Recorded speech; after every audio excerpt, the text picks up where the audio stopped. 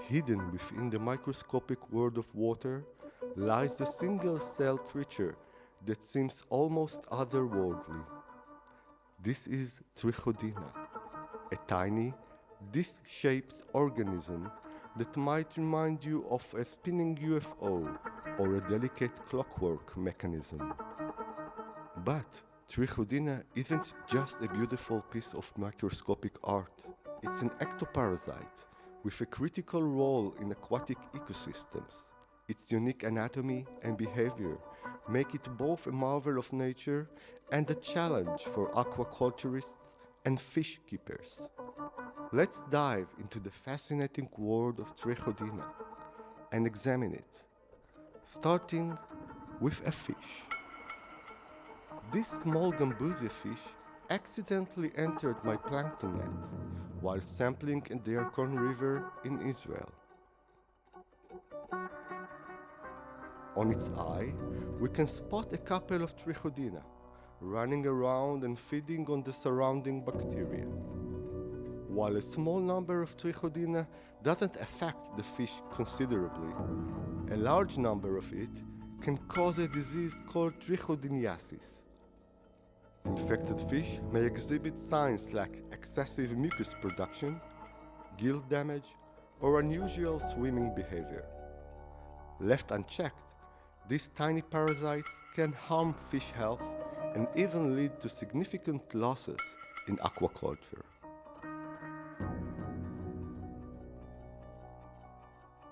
Now, let's examine other hosts for Trichodina.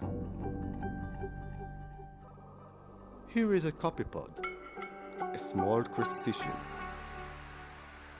We can see on its body and surroundings a lot of Trichodina, and this time we can see it from different angles.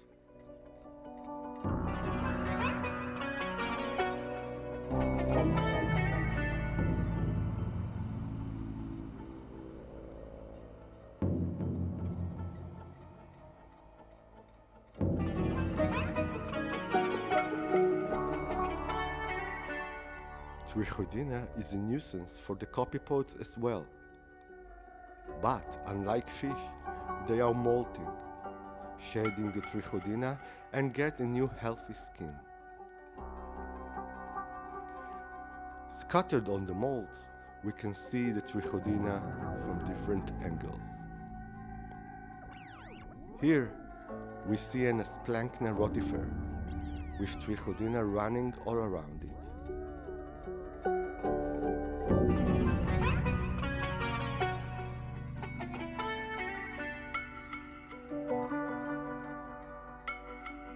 And now, on the back of a water flea.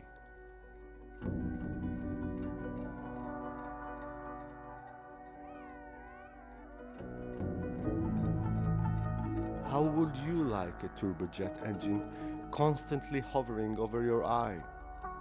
Quite irritating, I guess.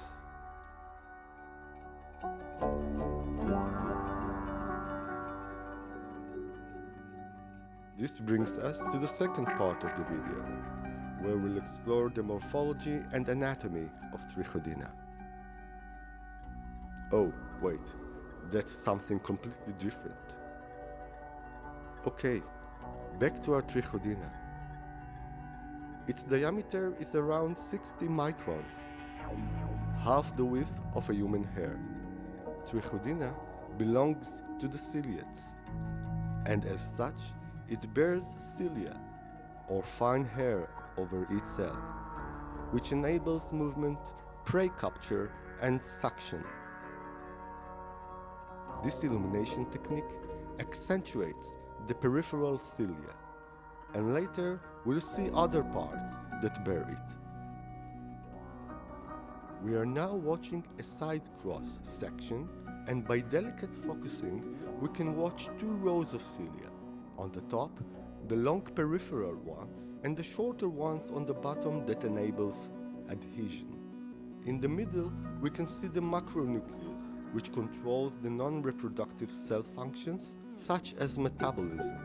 On its right side, we can spot the cytostome, the ciliate mouth. The underside of Trichodina houses its adhesive disc, equipped with tiny hooks called denticles that are arranged in a ring. These allow the parasite to anchor itself to the host's skin or gills without being swept away by water currents.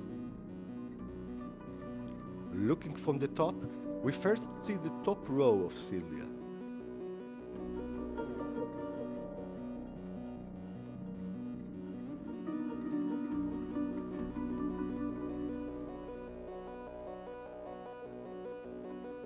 Slowly, the macronucleus comes into focus.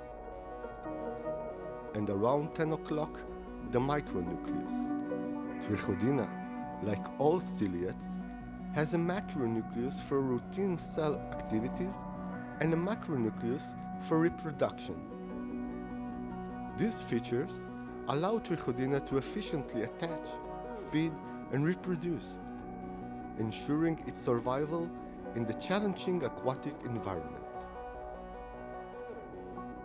I hope you've enjoyed this video. To watch more interesting organisms like it, please subscribe to my channel, which contains hundreds of videos.